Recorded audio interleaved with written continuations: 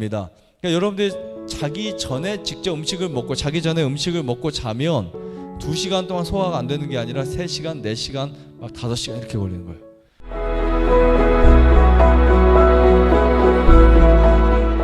네, 두 끼 식사를 해야 하는 이유에 대해서 제가 설명을 드리겠습니다. 우리가 보통 이제 한국 사람들은 하루 3끼를 꼭 먹어야 된다라고 하는 인식이 돼 있죠. 네, 하루 3끼를 먹어야 된다. 이 부분에 대해서 오늘 제가 소화의 생리학과 두 끼 식사가 연관이 되어 있는지, 그리고 두 끼 식사를 꼭 해야 할 수밖에 없는 이 환우분들은 이게 꼭 필요한 이유에 대해서 제가 설명을 드리겠습니다. 우선은 우리가 건강하게 살려면 가장 관심을 가져야 될 부위가 있죠. 건강하게 살려면 뭐 여러 가지가 있지만 저는 소화기관이라고 생각합니다.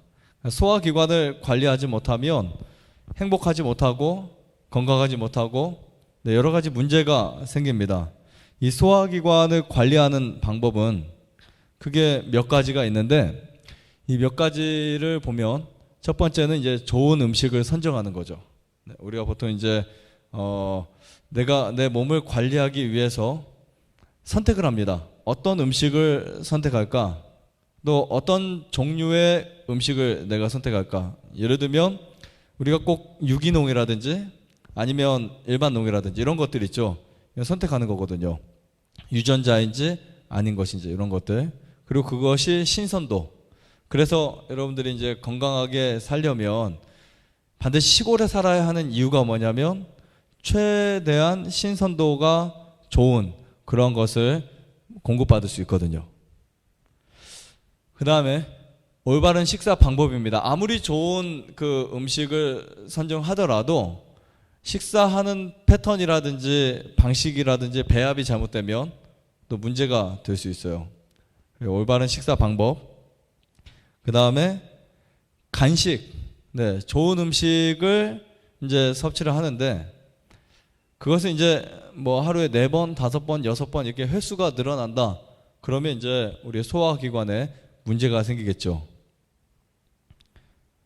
배합, 뭐 예를 들면 뭐 야채와 과일을 같이 섞어 먹는다든지, 아니면 견과류를 너무 많이 먹는다든지, 혹은 또 지방질을 너무 과다하게 먹는다든지, 아니면 과당을 많이 먹는다든지, 이렇게 배합이 잘못되든지 아니면 한쪽 치우친 부분이 있다면 그것도 문제가 될 수 있어요. 식사의 양도 문제가 되겠죠. 그렇죠? 그러니까 우리가 배제할 수 없는 문제들, 이 소화기관에 관심을 갖기 위해서 최소한 이런 것들을 우리가 생각하고 살아가요. 그렇지 않을까요? 네. 근데 우리가 어떤 좋은 음식만 먹는다고 내가 건강해질 거야 라고 하는 사람들이 1년, 2년 그 음식을 찾아 먹었는데 몸이 악화되어 있어요. 몸이 좋지 않습니다. 그리고 본인은 나름대로 아침에 일어나서 남들은 그냥 자고 누워 있을 때 열심히 뭔가 갈아 먹고 과일 먹고 뭔가 이제 즙을 먹고 해가지고 건강 챙긴다고 했는데 또 역시 시간이 지나서 보니까 그것도 역시 좋지 않았던 것들, 이런 게 한두 가지가 아닙니다. 시간은 시간대로 투자하고 노력은 노력대로, 그 다음에 돈은 돈대로 했는데 몸은 어떻게 된다고요? 더 안 좋아질 수 있다고요. 그 다음에 소화기관 관리 방법 중에 이것도 정말 간단한 겁니다. 두 끼 식사. 네, 식사의 횟수죠. 그러니까 사람이 하루에 몇 끼를 먹고 살아가야 되나, 이 부분을 여러분들에게 오늘 말씀드릴 주제인데요. 그러니까 보통 식사의 횟수 2번을 먹는데 아침을 먹지 않고 점심 저녁을 먹는 경우가 일반적 사회 개념이죠. 그렇죠. 지금 많은 사람들이 아침은 간단하게 때우고 점심과 저녁을 잘 먹습니다. 네. 자, 우리 위장의 구조를 보면 여러분들의 소화관의 주초라고 불리우는 이 위장은 정말 여러분들의 몸에서 아주 중요한 기관입니다. 우리 위를 보면 우리 위는 크게 2개의 문이 있어요. 분문과 부문이 있는데 최근에 이제 생리학적 용어가 바뀌어서 들문과 날문으로 되어 있어요. 근데 이 식도 하부 관략근, 식도 하부 그 관략근과 위장이 연결이 되죠. 그러면 거기에 무엇이 있다고? 문이 있어요. 문이 열렸다 닫혔다 합니다. 식도는 약 30cm로 음식이 들어오면 위장을 통과할 수 있어요. 근데 우리가 들어오는 모든 음식은 위장에서 거부하지 못합니다. 왜냐하면 거부하지 못하면 여기서 거부하게 되면 목에 음식이 차잖아요. 식도에. 그래서 거부하지 못하고 계속 받아들여요. 그래서 이 위장을 보면 위장은 여러분들의 길들이기 따라서 길들여질 수 있는 기관이라고 보시면 됩니다. 근데 이 위의 기능을 보면 위는 우리가 먹은 음식을 잘 섞어서 소화를 시키는데 여기에 두 가지 소화가 있어요. 첫 번째는 기계적인 소화가 있고 두 번째는 화학적인 소화가 있습니다. 이 기계적인 소화는 뭘까요? 기계적인 소화는 음식이 들어왔을 때 그것을 막 이렇게 섞어주죠. 그렇죠? 섞어주죠. 화학적인 소화는 음식이 들어왔을 때 그 음식에 반응하는 소화액이 나오는 거예요. 베이스액도 나오고 위산, 염산, 또 펩신오겐으로 바뀌면서 단백질을 소화시키고 이게 바로 위장에서 나와요. 이 위벽은 굉장히 이제 부드러운 점막을 갖고 있습니다. 그래서 그 위벽은 우리가 먹는 음식이나 여러분들이 독성 물질로부터 보호받기 위해서 스스로 뮤신이라고 하는 그 점액질을 만들어서 자기를 보호합니다. 근데 이 보호 물질이 자극적인 식사나 아니면 막 이렇게 여러 가지 해로운 음식을 먹으면 위벽이 손상을 받거든요. 그러면 그쪽에 뭐가 생겨요? 상처가 생겨있죠. 그리고 염증이 생깁니다. 그러면 위염, 그게 심해지면 위궤양 이런 것들이 생기죠. 위장을 관리하지 않으면 문제가 생기는 것들이 있어요. 우리가 위장 관리하지 않았을 때 노인성 질환이 많아진다. 네. 그러니까 위장을 관리하지 않으면 치매, 파킨슨병, 이 뇌의 문제도 생기지만 우리나라 노인성 이 질환 굉장히 많아지죠. 그렇죠. 심각하죠. 이런 것들이 사실은 위장 관리의 문제에서 생겨나는 확률이 가장 높다라고 이렇게 생각을 합니다. 그리고 굉장히 많은 질병이 생기는데 즉 위장 관리가 안 되면 건강의 문제와 수명의 문제가 생길 수 있다. 꼭 이해하세요. 그래서 과식을 하거나 아니면 폭식을 하거나 아니면 여러분들 배합을 잘못하거나 하면 이렇게 건강의 문제가 반드시 오게 됩니다. 그래서 이제 이 내용을 우리가 가만히 정리를 해서 보면 위에는 우리 뇌신경이 공유를 해요. 특별히 위장 안에서 뇌신경이 공명을 합니다. 그래서 위가 막히면 어디도 막힌다 그런 말을 해요. 위가 막히면 어디 막힌다 그래? 뇌가 막힌다 이런 말 하죠. 혹시 그런 경험 해보셨나요? 식사하고 나서 산소가 별로 없는 곳에 가면 졸음이 와요, 안 와요? 졸음이 오죠. 그러니까 위장과 뇌는 굉장히 밀접한 관계를 갖고 있어요. 위장의 문제가 뇌의 문제로 이어지는데 이것은 간접적인 게 아니라 직접적인 거예요. 위장의 문제가 뇌까지 연결되는데 이건 직접적인 부분입니다. 여기 보시면 우리가 음식을 먹게 되면 소화관을 통해서 음식이 다 내려가죠. 우리 몸에 보통 소화관이 몇 메다 정도 될까요? 소화관이 9m 맞죠? 네, 9m 정도 되는데 그 음식물이 소화관으로 이제 가면서 음식에서 이제 우리 몸에 에너지를 주고 남은 찌꺼기가 배설이 되죠. 그렇죠? 이것은 이제 우리가 소화라고 하는데 이 소화 과정을 보면 입, 식도, 위, 십이지장, 소장, 대장 이렇게 해서 항문을 통해서 나옵니다. 그러니까 이 부분들이 굉장히 중요해요. 이런 씹는 것도 중요해요. 그리고 또 위장의 그 습관도 중요합니다. 그러니까 위에서 이 음식물이 1리터적으로 소화가 안 되면 그것이 십이지장, 소장, 대장으로 내려가면서 정말 큰 문제들이 생겨요. 엄청난 문제가 생깁니다. 우리가 잘못 선택한 음식이 가스를 만들어낼 수 있죠. 예를 들면 얘가 아니죠. 실제적으로 마늘을 먹는다. 아니면 이런 향신료를 먹는다. 그러면 그 음식들에 뭐가 들어있냐면 포드맵이라는 게 들어있어요. 포드맵은 가스를 만들어내요. 가스를. 막 배가 부글부글 끓게 하고 이런 가스를 만들어냅니다. 질소가 많은 음식을 먹으면 아지산염으로 바뀐다 그랬죠. 이런 작용들을 우리가 입에서 선택해서 내려보내는데 여기에서도 우리가 잘 씹어요, 안 씹어요? 안 씹죠. 많이 안 씹죠. 보통 일반적으로. 그러니까 씹을 수 있는 음식 대신에 거의 대부분 보면 씹기 쉬운 음식을 먹잖아요. 그럼 타액이 많이 안 나와요? 당연히 안 나오겠죠. 타액이. 그러니까 내가 하루에 타액을 얼마나 분비시키느냐에 따라서 몸의 치유력이 높아지는데 껌 씹는 거 말고요. 네, 타액이 굉장히 중요한데 그 타액은 위장에서 많은 음식을 살균시키고 그리고 여러분들의 몸에 치료할 수 있는 엄청난 물질이 나와요. 아멜라제, 프티알린 뭐 이런 것들 있죠. 그리고 이제 그것이 위장으로 내려갑니다. 위장으로 내려가면 위장에 위장에 음식이 들어왔을 때 그 음식을 살균시키는 또 위액이 나오겠죠. 위산이 강한 산이 나옵니다. pH 보면 위산은요 정말 pH가 2, 3 이렇게 아래로 떨어져 있어요. 그런데 이 위산이 잘 나와줘야 헬리코박터 파이로리균도 이제 해결을 할 수 있는데 현대인들의 위산이 잘 안 나옵니다. 왜 안 나올까요? 몸이 자꾸 망가지니까. 그렇죠? 위산은요 정말 좋은 거예요. 근데 우리가 보통 속이 쓰리다 이렇게 해서 제산제를 먹고 막 이러면서 위산이 나쁜 것으로 이렇게 인식되어 왔지만 위산이 안 나오면 암 걸려요. 사실은 이거 심각한 문제예요. 림프종이라든지 위 림프 종양이라든지 위암이라든지 쉽게 걸리는 게 바로 이런 문제예요. 그래서 병원에 가면 이런 표현하죠. 위염이 심한 사람, 위염이 여러 가지가 있어요. 만성 위염 중에 밀환성, 위축성, 그다음 장생피 화상 이런 것들이 있는데 그런 것들이 심각해지면 의사가 하는 말 다음 단계는 암이 됩니다. 이런 표현을 해요. 네. 그러니까 소화관을 관리하는 것은 여러분 하루아침에 이루어지는 게 아닙니다. 왜냐하면 이 소화관은요 철저한 습관으로 관리되기 때문에 하루아침에 이루어지는 게 아니고요. 위에 음식물이 들어오면 몇 시간 머무냐면 한 2시간 정도 머물게 됩니다. 그러니까 우리가 보통 저 위에 식도 하부 관략근이라고 하는 그 부위에서 문이 열리면 음식이 들어와서 여기서 아래 문이 닫히면서 2시간 동안 있어요. 2시간. 그러니까 사람들이 이런 생각을 합니다. 위에 음식이 2시간 있으니까 2시간만 지나면 또 음식 먹어도 되겠지. 좀 그렇죠. 그래서 8시간 하루에 4번 뭐 아침, 점심, 저녁 사이다 간식을 먹어도 되겠다라고 생각을 합니다. 하지만 이건 큰 오산이에요.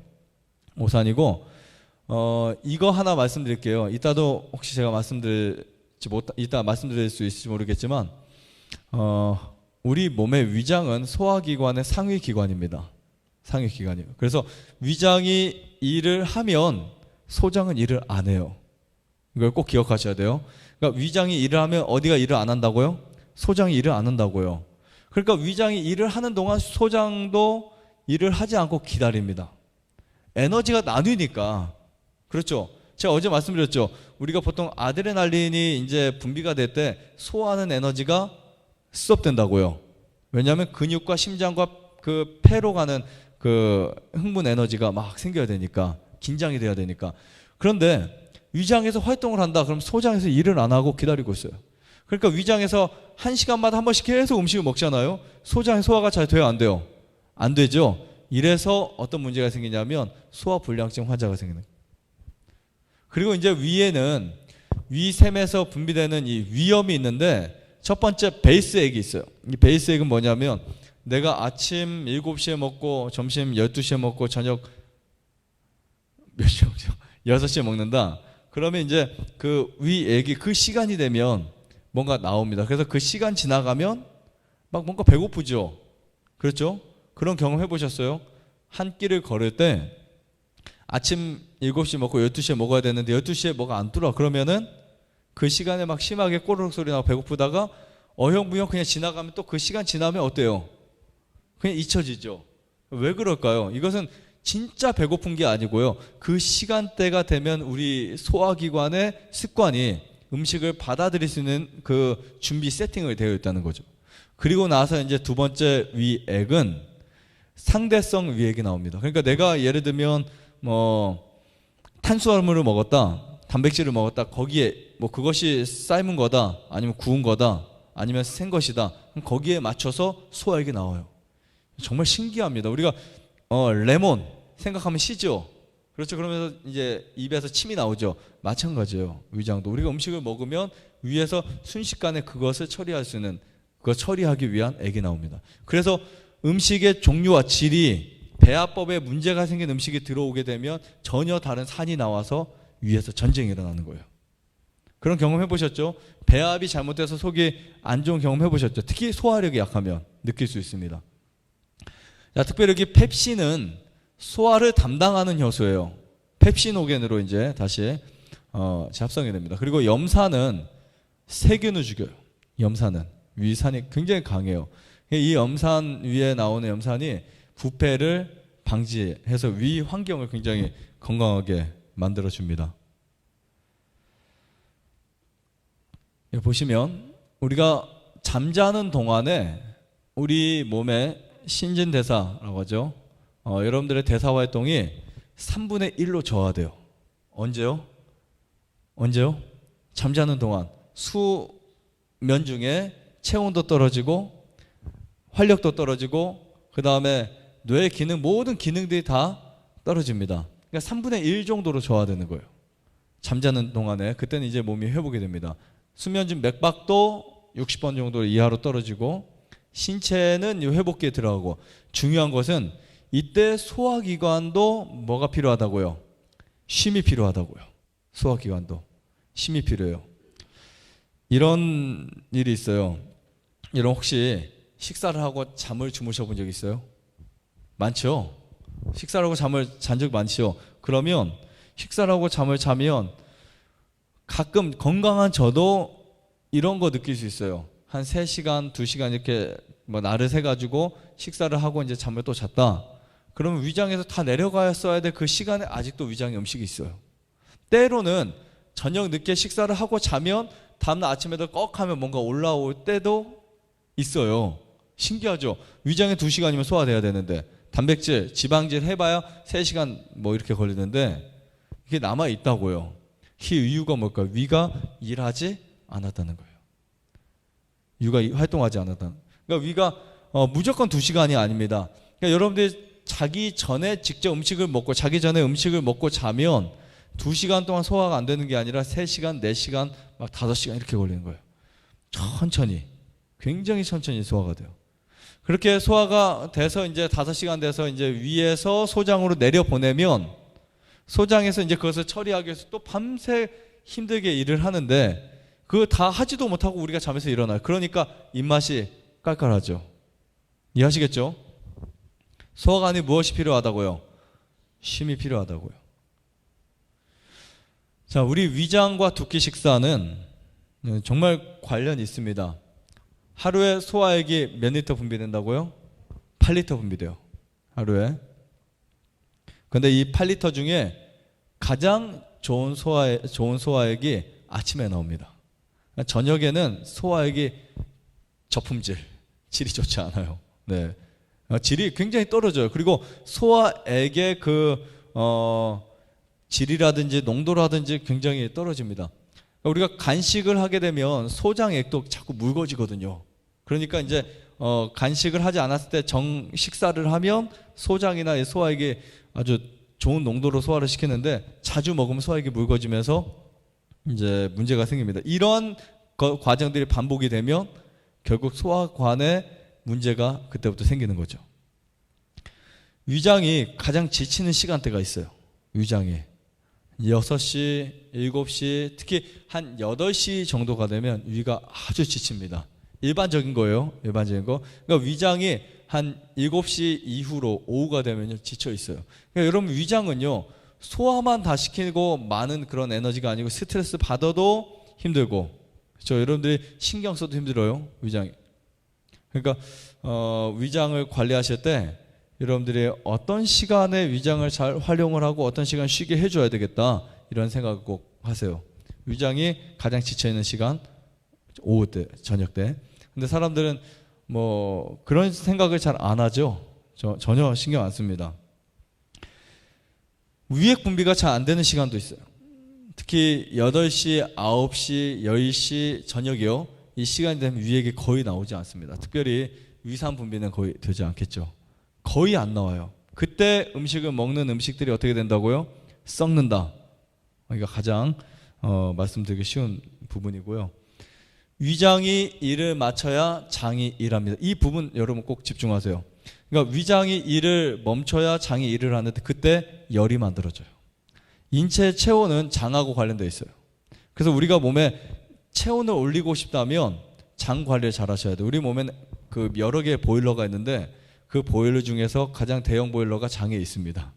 그래서 이 장 관리가 안 되는 분들은 절대 열이 안 나요. 손, 발, 배, 종아리 열이 떨어지죠. 그러니까 제가 이런 이야기를 하면 엉뚱한 소리 한다고 하는 분들이 가끔 있어요. 네, 들어보면서 이런 내용은 어디서 들어보지도 못한 내용이에요, 사실은. 그렇죠. 이 부분을 우리가 이제 충분히 이해하셔야 되고, 저는 사실 제가 여러분들에게 설명드리는 내용 중에 아주 많은 부분이 저희가 경험하고 제가 또 이런 부분을 체험하고 느끼고 계속 봐오던 부분을 이제 적용을 시키는 거고요. 이런 것이 이제 일부 논문이나 자료나 있으면 그것을 자료화시키고 그렇게 하는 겁니다. 네, 저녁 식사의 문제. 앉아서 일하는 습관에 젖은 사람들에게 늦은 저녁 식사는 특별히 해롭다. 그들에게 탈이 나면 흔히 죽음으로 끝나는 병이 시작된다. 대부분의 질병은 늦은 저녁 식사에서 시작된다라고 보시면 되고요. 많은 경우에 있어서 허하여 식물을 요구하게 되는 것은 낮 동안 소화기관을 너무 과중히 사용한 것 때문에 느끼게 되는 것이다. 우리 착각을 했어요. 저녁에 너무 배고파, 너무 허기진다, 이런 생각을 하면 사람들이 저녁을 막 찾아요. 그래요, 안 그래요? 너무 허기지죠. 그 이유는 과식을 하면 할수록 저녁이 더 힘들어요. 과식을 하면 할수록. 그러니까 몸이 에너지를 너무 많이 사용한 거예요, 과식 때문에. 그러니까 저녁 시간이 되면 막 뭔가 먹고 싶은 욕구가 막 엄청나게 막 일어납니다. 한 끼의 식사를 처리한 후 그 소화기관들은 휴식을 요한다. 적어도 식사와 식사 사이에는 대여섯 시간의 간격이 있어야 한다. 네. 대다수의 사람들은 하루에 3끼보다 몇 끼가요? 2끼를 먹는 것이 나은 것을 발견할 것이다, 스스로. 네. 그러니까 여러분들이 2끼 식사의 축복을 모르면 해보지도 않고 겁이 나요. 여러분, 그 과일을 저녁에 먹는 건 2끼 식사가 아니에요.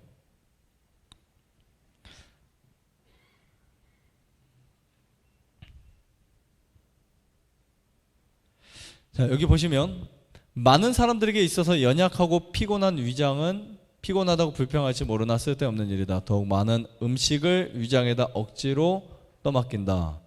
그러므로 그것이 소화기관들로 하여금 운동을 개시하게 하며 또다시 잠자는 시간 동안 내내 똑같은 일을 되풀이하게 한다. 그러한 사람의 잠은 되게 불쾌한 꿈으로 치매를 받으며 아침에 일어나면 기분이 좋다 했어요? 좋지 않아요. 네. 노곤한 느낌이 들며 입맛을 잃는다. 신체 전반에 걸쳐서 기력의 부족을 느낀다. 쉴 시간이, 누가 쉴 시간이 없어요? 소화기관이. 쉴 시간이 없었으므로 소화기관들은 오래가지 않아서, 그 다음 단어, 낡아서 못 쓰게 된다. 네. 야, 심각한 일이에요. 사실 저녁 식사와 제목이 뭐예요? 위장의 호소라 그랬죠. 제가 이 위장이 어떤 호소를 하는지 몇 가지를 쭉 찾아봤어요. 첫 번째 호소는 좀 쉬게 해달래요. 쉬게 해달래요. 죽을 것 같다고. 그런데 사람이 쉬게 해줘야 안 해줘요? 안 해주죠. 네. 그 다음 위장이 이제 안 되니까, 말을 해도 안 되니까 증상을 보여줍니다. 아침에 입맛이 없어져요. 그리고 아침에 일어나면 혀를 보면 백태를 껴있어요. 백태 설태라고 하죠. 혀를 내면서 보면 하얗게 막 껴있는 분들이 있어요. 아침에 일어나서 특별히 이런, 혹시 새벽 5시, 새벽 6시에 식사를 해본 적 있으세요? 막 일찍? 그런데 새벽에 일어나서 음식을 먹는데도 음식에 맛이 있다. 정말 좋은 소화기관이에요. 네. 그러니까 저녁을 먹으면, 저녁을 특히 소화력이 약한 사람이 그것도 밤늦게까지 계속 먹으면 그 사람은 아침에 7시에도 맛있는 밥을 먹을 수 없다는 거. 그래서 그렇게 되면 자꾸 뭔가를 찾아요. 자극적이고 더 맛있는 거, 이런 구미가 당기는 것을 찾게 되어 있습니다. 자, 저녁 식사와 소화관의 호소 다시 한번 볼게요. 이들은 비참한 소화불량증 환자들이 된다. 그러나 그들은 무엇이 자신들을 그렇게 만들었는지 의아해한다. 자, 원인이 없는 무엇이 없다고요? 결과가 없다고요. 원인이 없는 결과가 없는데, 여기 보시면 만일 이러한 습관에 오랫동안 빠져 있다면 건강은 심각하게 손상될 것이다. 대부분 몰라요. 아프고 병명이 생겨야 위암입니다. 간암입니다. 췌장암입니다. 해야 그때 가서 철렁하는 거예요. 피는 깨끗하지 않게 되며 저녁 식사를 할 때요, 안색이 좋지 않게 되고 빈번히 발진이 생길 것이다. 그러니까 여러분 뭐 예를 들면 피부 발진이 생기거나 두드러기가 생긴 식중독 이런 것들, 저녁 식사로 인해서 뭐가 약화되면, 소화관이 약화되면, 아까 낡아서 못 쓰게 되는 말이 이런 말이에요. 이런 말이에요. 여러분 꼭 시간 되시면, 아니다, 시간을 내셔서 그 제가 강의한 것 중에 알레르기에 대한 강의를 꼭 들어보세요. 그것이 소화관하고 어떤 연관이 되어 있는지. 그대는 그러한 사람들로부터 위장 부위에 자주 아프고 쓰리다는 불평들을 흔히 들을 것이다. 이렇게 표현하고 있고요. 위장에 깊은 주의를 기울여야 한다. 위를 계속적으로 일하게 하여서는 안 된다. 이 혹사당하고 대단히 학대받은 기관에 무엇과 무엇을 주라고요? 약간의 평화와 안정과 휴식을 주라. 위장이 한 끼를 소화시킨 후 휴식할 기회를 갖기 전, 즉 그 다음 음식을 처리하도록 생리작용에 의하여 충분한 유액이 공급되기도 전에 일거리를 밀어넣지 말 것이다. 저 밑에 빨간 글씨 읽을게요. 만일 그대가 시도해보고자 한다면 두 끼가 세 끼보다 더욱 좋다는 것을 깨닫게 됩니다. 여러분들이 시도를 안 해보셨죠? 두 끼에 대한 시도 안 해보셨죠? 만약 여러분들이 해보시면 몸이 그냥 느껴져요. 저녁에 과일 먹고 뭐 떡 먹고 하는 게 아니라 저녁을 아예 안 먹는 두 끼 식사를 해보면 느껴집니다. 몸이 바뀌어요. 저는 저희 가족은 제가 한참 성장기 때 두 끼 식사를 했어요. 한참 성장기 때. 지금 우리 아이들은 이제 저녁에 뭐 간단한 크래커라든지 과일이라든지 뭐 이렇게 그래도 조금씩 주긴 하는데, 저는 제가 그 13살, 14살 그때부터 20 몇 살 때까지 결혼하기 직전까지 제가 거의 10 몇 년 동안을 저녁 한 끼를 안 먹었어요. 과일도 안 먹고 꿀물만 마셨어요. 그것도 잘 나올 때. 뭔가 일을 하거나 했을 때 꿀물 나오고, 그렇지 않으면 그냥 두 끼 식사했어요. 저 동생은 더 어렸을 때, 저보다 3살 어린이가 더 어렸을 때. 그래도 키가 183까지 컸거든요. 그러니까 사실 이게 습관이지 두 끼 식사로도 성장이 된다 안 된다? 충분히 된다는 거예요. 두 끼 식사로도. 대신에 두 끼 식사를 하면서 잠을 일찍 자야 됩니다. 그래야 몸이 굉장히 빠른 회복을 갖고 있어요.